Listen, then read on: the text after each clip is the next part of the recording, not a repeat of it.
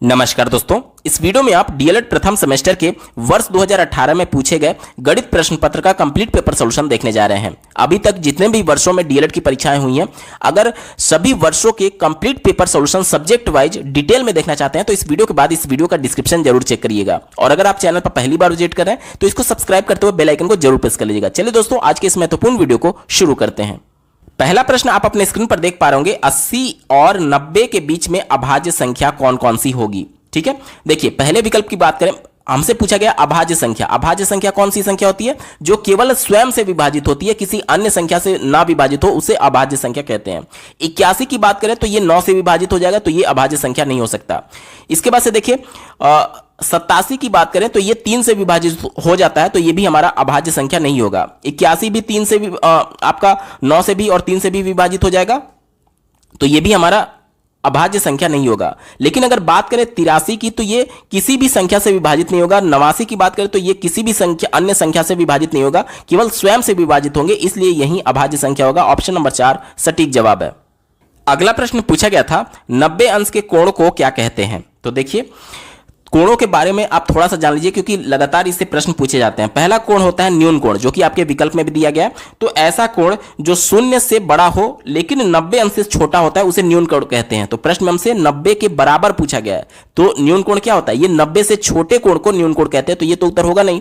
इसके बाद से न्यून कोण के बाद से अगला जो कोण आता है वो होता है समकोण। समकोण का मतलब कि जिसकी वैल्यू 90 अंश के बराबर हो, तो यही हमसे पूछा गया था, तो उत्तर हो जाएगा हमारा समकोण हो जाएगा। ठीक है, बाकी के अगर विकल्पों की बात करें तो देखिए समकोण के बाद होता है अधिक कोण। तो एक ऐसा कोण जिसका वैल्यू 90 से बड़ा हो लेकिन 180 अंश से छोटा हो, तो उसे हम लोग अधिक कोण कहते हैं, तो ये भी हमारा उत्तर नहीं हो सकता। इसके बाद आता है ऋजु कोण। ऋजु कोण को ही सरल कोण कहते हैं, यानी कि एक सरल रेखा पर कितने अंश का कोण बनेगा? आप कहेंगे 180 अंश का कोण बनेगा, तो ये भी हमारा उत्तर नहीं होगा, क्योंकि हमसे 90 अंश के कोण की बात की गई थी, जिसे हम लोग समकोण कहते हैं। ऑप्शन नंबर 2 सही जवाब होगा।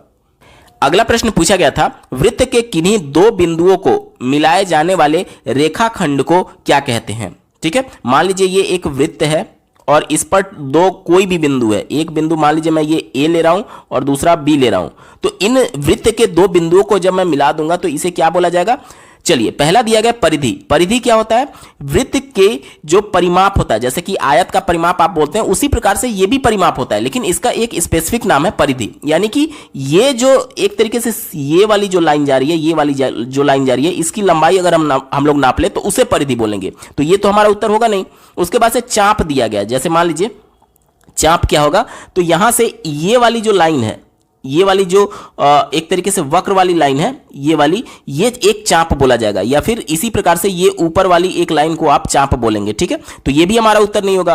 त्रिज्या की बात करें तो मान लीजिए ये वृत्त का केंद्र है, तो केंद्र से परिधि पर मिलाने वाली कोई भी रेखा त्रिज्या कहलाती है, तो प्रश्न के अनुसार ये भी हमारा उत्तर नहीं होगा। एक ही विकल्प बचा जीवा। देखिए वृत्त पर किसी भी दो बिंदु को, वृत्त की परिधि पर किसी भी दो बिंदु को मिलाने वाली रेखा को जीवा कहते हैं। क्या कहते हैं? जीवा कहते हैं। ऑप्शन नंबर 2 यहां पर बिल्कुल एप्रोप्रिएट आंसर हो जाएगा। अगला प्रश्न पूछा गया था, निम्नलिखित में से 5 से विभाज्य संख्या है। देखिए 5 से विभाज्यता का नियम अगर आप जानते रहेंगे तो तुरंत आप इस प्रश्न को सॉल्व कर लेंगे, क्योंकि बहुविकल्पीय है, आपको सॉल्व करके तो दिखाना नहीं है। या तो आप सब में 5 से भाग दे करके देखेंगे, ये एक पहली विधि हो सकती है, जिसमें आपका बहुत ज्यादा टाइम कंज्यूम हो जाएगा, क्योंकि 1 घंटे का ही समय मिलता है आपको गणित के प्रश्न पत्र को सॉल्व करने के लिए। तो 5 का विभाज्यता का नियम कहता है कि जिस भी दी गई संख्या में अंतिम अंक जो हो, अगर या तो वो 0 हो या तो 5 का 5 हो, यानी अंतिम अंक या तो 0 होना चाहिए या तो 5 होना चाहिए, वहीं 5 से विभाज्य केवल हो सकता है। चारों विकल्पों में देखिए, क्या अंतिम अंक 0 या फिर 5 है? नहीं है, तो उत्तर नहीं होगा। क्या ये 0 या 5 है? नहीं है, तो उत्तर नहीं होगा। क्या ये 0 5 है? नहीं है, तो उत्तर नहीं होगा। लेकिन इस वाले की बात करें तो देखिए अंतिम अंक 5 है, यानी अब आपको भाग देने की जरूरत ही नहीं है, ये 5 से पूरी तरीके से विभाजित हो जाएगा। और यही हमसे पूछा गया था कि निम्नलिखित में से कौन सा 5 से विभाज्य है, तो ऑप्शन नंबर 4 3775 यानी 3775 इसका बिल्कुल सटीक जवाब हो जाएगा। अगला प्रश्न पूछा गया था, 15% का भिन्न रूप क्या होगा? तो देखिए यहां पर दिया गया आपको 15 और प्रतिशत। प्रतिशत को हटाने के लिए आप क्या करेंगे? 15/100 कर देंगे। ठीक है, इसके बाद से 5 से काटिए तो 5 तिहाई 15 और 5 से इसको काटेंगे तो 20 आ जाएगा, यानी 3/20 हमारा उत्तर होगा। दिए गए विकल्प में देखिए, पहले ही विकल्प में दिया गया 3/20 इसका बिल्कुल सटीक जवाब है। दोस्तों यहां से अति लघु उत्तरीय प्रश्न शुरू हो रहे हैं। छठवां प्रश्न पूछा गया था, राकेश ने 65% अंक वार्षिक परीक्षा में प्राप्त किए। यदि पूर्णांक 500 रहा हो तो राकेश को कितने अंक मिले। ठीक है, तो टोटल पूर्णांक जो है वो 500 है और 500 में ही उसको 65% मिले हैं, क्योंकि जो भी अभ्यर्थी प्राप्तांक होता है, जो भी अंक वो प्राप्त करता है, वो पूर्णांक में ही आपको कैलकुलेट करना होता है। तो पूर्णांक हमें 500 दिया गया है और इसका 65% निकाल देना है, तो 65/100 आप कर देंगे। ठीक है, तो देखिए 2 जीरो से 2 जीरो कट जाएगा और 5 से गुणा करेंगे तो 5 25 के 5 हाथ में 2, 5 छक 30 और 2 32 हो जाएगा। यानी कि हमसे पूछा गया था कि राकेश को कितने अंक मिले, तो राकेश को 325 अंक मिले हैं। अगला प्रश्न पूछा गया था, समीकरण 3x - 5 = x + 3 को हल कीजिए। हल करने का मतलब कि सीधे से आपको x की वैल्यू पूछी जा रही है कि x का मान क्या होगा। ठीक है, तो जहां जहां आपको x दिख रहा है उसको एक तरफ पक्षांतर कर दीजिए और जहां जहां एक तरीके से न्यूमेरिक वैल्यू दिख रही है उसको दूसरी तरफ पक्षांतर कर दीजिए, आपका x का वैल्यू आ जाएगा। जैसे देखिए यहां पर x और यहां पर x है, तो यहां पर चूंकि x प्लस में है तो इधर मैं पक्षांतर करूंगा तो माइनस में हो जाएगा। तो क्या हो जाएगा, 3x - x बराबर, यहां देखिए 3 प्लस में है तो 3 में लिख दिया और यहां पर 5 जो है माइनस में, जब इधर मैं पक्षांतर करूंगा तो माइनस का क्या हो जाएगा, प्लस हो जाएगा, यानी कि ये 5 हो जाएगा। ठीक है, अब 3x में से एक x घटेगा तो आपका 2x बचेगा और 3 + 5 = 8 हो जाएगा। अब यहां से देखिए x बराबर क्या हो जाएगा, 8/2, यानी x का मान कितना आ जाएगा, 4 आ जाएगा। x बराबर 4 इसका बिल्कुल सटीक जवाब है। अगला प्रश्न पूछा गया था, यदि किसी वर्ग की एक भुजा 6 सेंटीमीटर है तो उसका क्षेत्रफल ज्ञात कीजिए।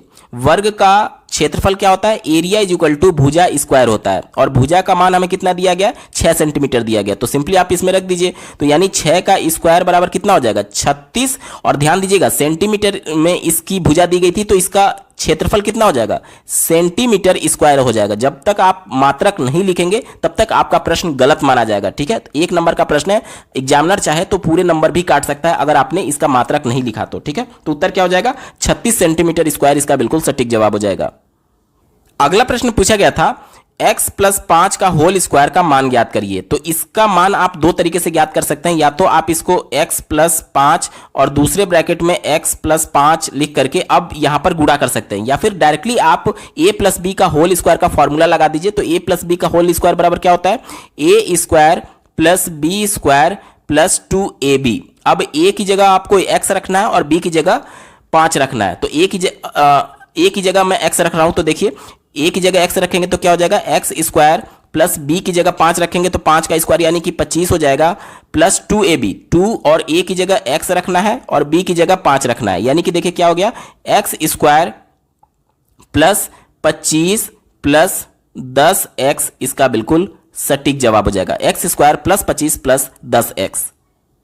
अगला प्रश्न पूछा गया था, पटरी और प्रकार की सहायता से 60 अंश का कोण बनाइए। ध्यान दीजिएगा, चूंकि ये अति लघुत्तरीय प्रश्न में दिया गया है, 1 नंबर का प्रश्न है, तो आपको रचना नहीं लिखना है कि किस प्रकार आपने बनाया, सिर्फ आपको बना करके दिखा देना है। तो सबसे पहले आप पटरी की मदद से एक सीधी रेखा खींचेंगे, उसके बाद से प्रकार का नोक यहां रखते हुए प्रकार में किसी भी लंबाई का आप चाप लेंगे और इसको इस प्रकार से काट देंगे। ठीक है, अब देखिए जब आप प्रकार के नोक को यहां पर रख करके उसी लंबाई से, देखिए यहां पर जो नोक रख करके आपने चाप काटा था, अब लंबाई आपको बदलना नहीं है, उसी नाप से अब प्रकार के नोक को आप यहां रखेंगे और उसी नाप से पहला जो चाप लगाएंगे वो 60 अंश का होगा। तो यहां से जो ये रेखा मिलेगी, ये वाला जो कोण होगा, ये 60 अंश का कोण हमारा बन जाएगा। आपके मन में प्रश्न आ सकता है कि सर एक बार जब मैंने चाप लगाया तो ये 60 ही अंश का कोण क्यों बनता है। इसका एक रीजन है, क्या रीजन है, ध्यान से समझिएगा। देखिए यहां से जब नोक रख करके हमने यहां से चाप लगाया तो ये इस वृत्त की त्रिज्या हो गई, इस वृत्त की ये त्रिज्या हो गई, क्या हो गई, ये जो है ये इस वृत्त की त्रिज्या हो गई। अब इसी त्रिज्या से आप क्या कर रहे हैं कि यहां पर चाप लगा रहे हैं, ध्यान दीजिएगा, इसी त्रिज्या से आप यहां पर चाप लगा रहे हैं। अब अगली बार जब यहां पर प्रकार का नोक रख करके आप चाप लगाएंगे, फिर यहां पर रख करके चाप लगाएंगे, फिर यहां पर चाप लगाएंगे, फिर यहां पर चाप लगाएंगे, तो टोटल ये 6 बराबर भागों में बढ़ जाता है। देखिए 1 2 3 4 5 और ये 6, टोटल 6 बराबर भाग में बढ़ जाता है। अब यहां पर कोण देखिए, किसी भी वृत्त के केंद्र पर कोण कितने अंश का बनता है, आप कहेंगे कि 360 अंश का, और टोटल कितने भाग बने हैं 6 भाग, यानी कि एक भाग का वैल्यू जो यहां से यहां तक एक भाग था, इसकी वैल्यू का कोण अगर हम लोग निकालना चाहें तो 360/6 कर देंगे तो 60 अंश आ जाएगा। इसीलिए जब भी आप प्रकार का नोक रख करके किसी भी चाप से यहां पर चाप लगाएंगे और उतना ही नाप से जब यहां पर चाप काटेंगे तो पहली बार जो काटेंगे वो हमेशा 60 अंश का कोण बनता है। यहां तक क्लियर हो गया? आपको सिर्फ कोण बना करके दिखाना था, ये मैं आपके जनरल नॉलेज के लिए बताया हूं। ठीक है, चलिए अगला प्रश्न पूछा गया है, संख्याओं 13, 39 और 273 का मौसा ज्ञात करिए।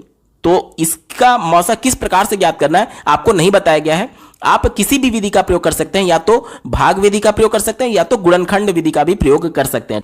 गुणनखंड विधि से देखिए, पहले 13 का जब गुणनखंड करेंगे तो 13 का गुणनखंड क्या हो जाएगा, केवल 13 से, ये केवल स्वयं से कटेगा। ठीक है, तो इसे आप 13 गुणे 1 लिख सकते हैं। इसके बाद से 39 की बात करें तो 39 क्या होगा, 13 गुणे 3, 13 तिया 39 हो जाएगा। ठीक है, उसके बाद से 273 की बात करें तो इसका गुणनखंड क्या हो जाएगा, इसका गुणनखंड हो जाएगा 13 गुणे 3 गुणे 7 हो जाएगा। अब देखिए सभी में कौन सा अंक या फिर कौन सा गुणनखंड कॉमन है, वही हमारा मौसा होता है, महत्तम समापवर्तक होता है। तो तीनों में देखेंगे तो 13 आपको कॉमन दिख रहा है, तीनों में क्या दिख रहा है, 13 कॉमन दिख रहा है, तो इसका मौसा क्या हो जाएगा, इसका मौसा 13 हो जाएगा। एक तो ये विधि होगी गुणनखंड विधि के माध्यम से, और दूसरा आप भाग विधि के माध्यम से कर सकते हैं। सबसे पहले देखिए 13 का मैं 39 में भाग दे देता हूं, तो कितनी बार में जाएगा, 3 बार में जाएगा, 13 तिया 39, ये पूरी तरीके से कट गया। अब इसी 13 का आपको किस में भाग देना है, 273 में। तो 13 से मैं भाग देता हूं 273 में, तो देखिए 13 दूनी 26 हो जाएगा, तो 1 बचा 13 और ये 1 बार में चला जाएगा, यानी यहां पर भी शेषफल 0 आ गया। यानी कि हमारा गुणनखंड क्या होगा, देखिए हमारा गुणनखंड होगा 13, क्या हो जाएगा 13। तो दोनों विधि से आपने देख लिया कि मौसा कितना आ रहा है, हमारा उत्तर हो जाएगा मौसा बराबर 13, सही जवाब है।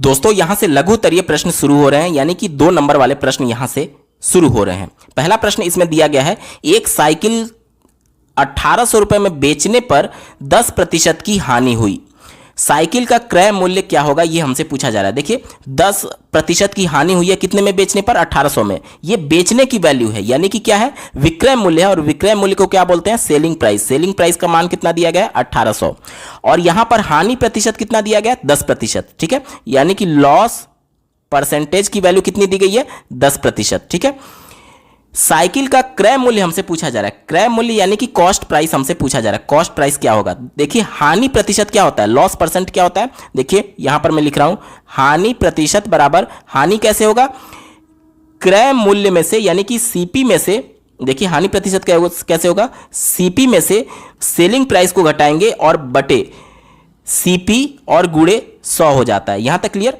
अब देखिए यहां पर अगर मैं देखूं हानि प्रतिशत कितना दिया गया, 10 दिया गया, और सीपी माइनस एसपी का मान कितना दिया गया, आप कहेंगे कि 1800 दिया गया है, 1800 में रख देता हूं, बटे सीपी हो जाएगा और गुणे 100।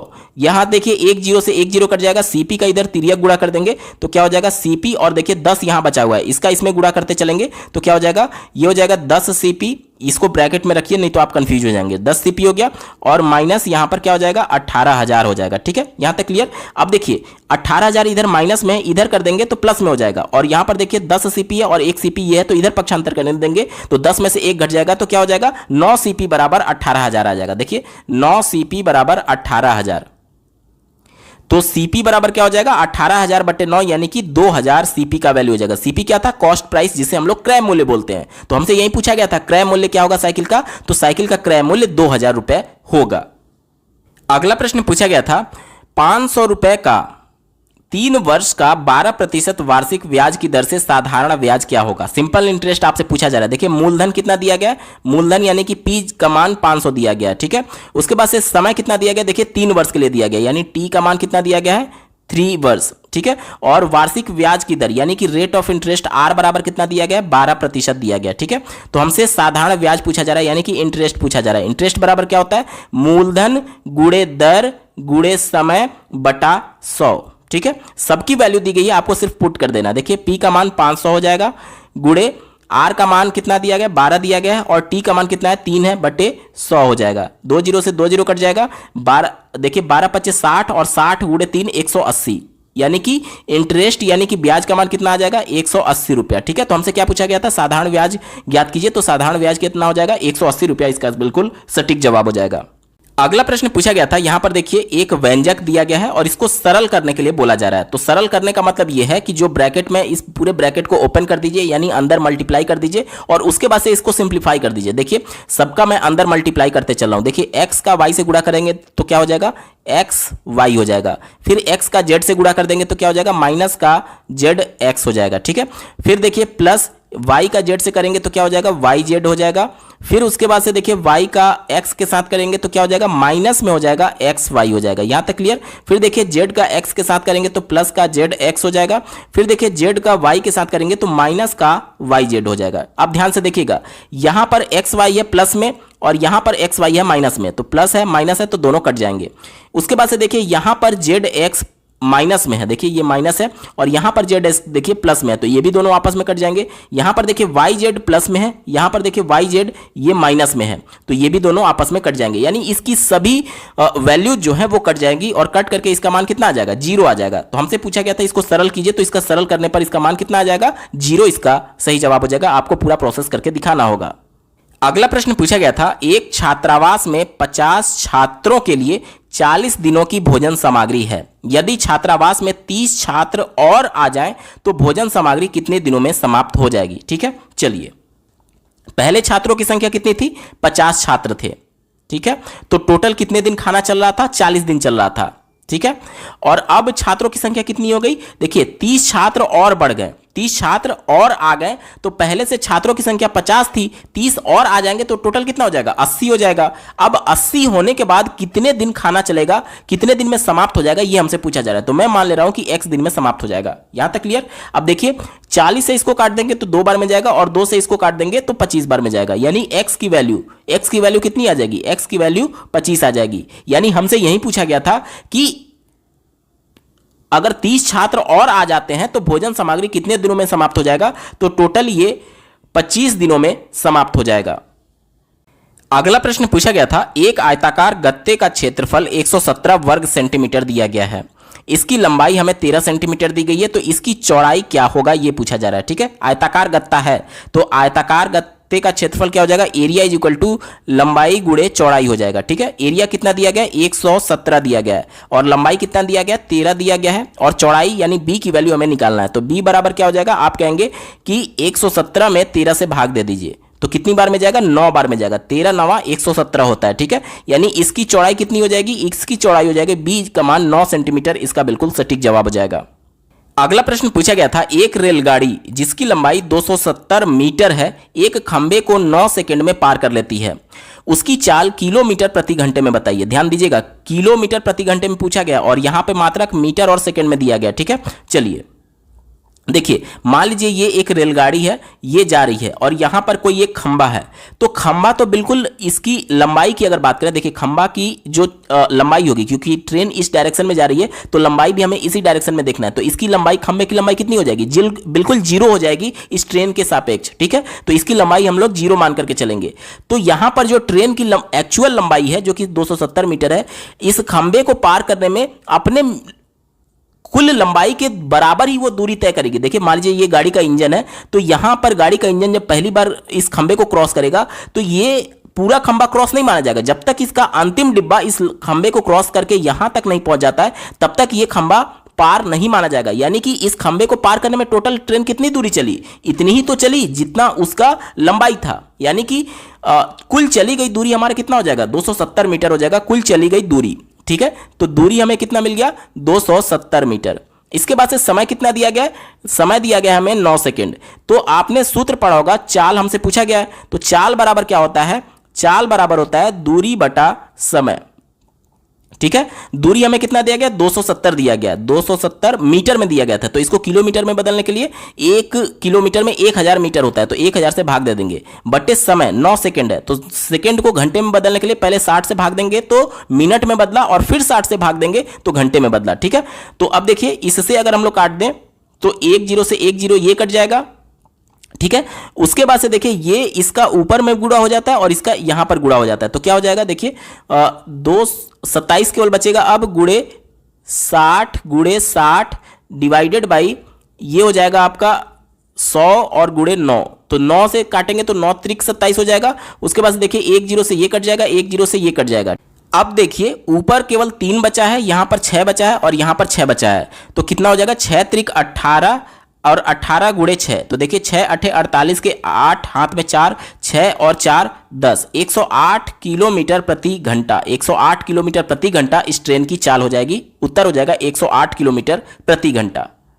अगला प्रश्न पूछा गया था, एक उद्यान में विभिन्न प्रजाति के फूलों के पौधे लगाए गए हैं, नीचे दी गई सारणी में इन पौधों की संख्या दी गई है। देखिए गुलाब के टोटल 300 पौधे हैं, गेंदा का 250 पौधा है, जूही का 100 पौधा है, डहलिया का 150 पौधा है, रजनीगंधा का 450 पौधा है। ये सभी आंकड़े दिए गए हैं। हमसे ये पूछा जा रहा है कि इन आंकड़ों को पिक्टोग्राफ द्वारा प्रदर्शित कीजिए। पिक्टोग्राफ क्या होता है, तो आपको सिंपली एक सारणी बनानी है जिसमें किसी भी इमेज के द्वारा आपको इन चित्रों को रिप्रेजेंट करना होगा। अब क्या आप 300, 450, 250 चित्र बना सकते हैं? नहीं बना सकते। तो इसके लिए आपको क्या करना होगा, पैमाना मानना होगा। पैमाना मानना होगा। पैमाना देखिए ऐसे हम लोग मानते हैं कि जिससे सभी संख्याएं कट जाए। अब कौन सी संख्या से सभी संख्याएं कटेंगी, तो आप बोलेंगे कि 50 का पैमाना मान सकते हैं। यानी कि मैं मान ले रहा हूं कि ये मान लीजिए कि एक फूल हो गया इस तरीके से, ये मैं पैमाना मान रहा हूं कि एक फूल का मतलब 50 होगा, एक फूल का मतलब 50 हो जाएगा। तो जब 50 से इसको भाग देंगे तो ये कितने बार में जाएगा, ये 6 बार में जाएगा, ये कितनी बार में जाएगा, ये 5 बार में जाएगा, ये 2 बार में जाएगा, ये 3 बार में जाएगा और ये 9 बार में जाएगा।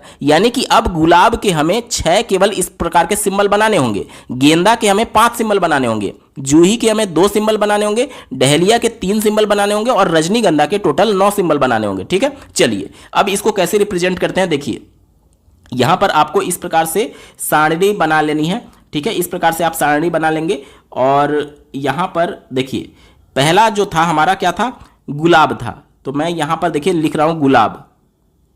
ठीक है, इसके बाद से दूसरा क्या था, गेंदा था, तीसरा क्या था, जूही था, चौथा क्या था, डहेलिया था और पांचवा क्या था, रजनीगंधा था।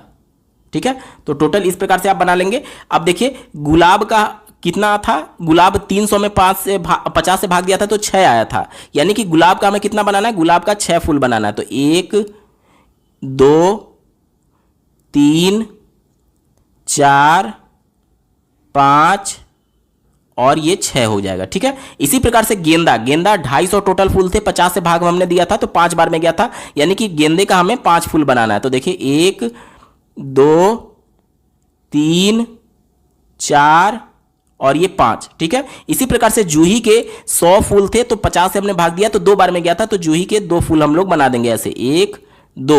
इसी प्रकार से डहलिया के 150 फूल थे तो 50 से हमने भाग दिया तो 3 बार में गया था, तो 3 इस प्रकार से हमें फूल बना देना है। ठीक है, 2 और ये 3। इसी प्रकार से रजनीगंधा के टोटल 450 फूल थे जिसे हमने 50 से भाग दिया था तो टोटल 9 बार में गया था। यानी रजनीगंधा का कितना बनेगा, 9 बनेगा। 1 2 3 4 5 6 7 8 और ये 9।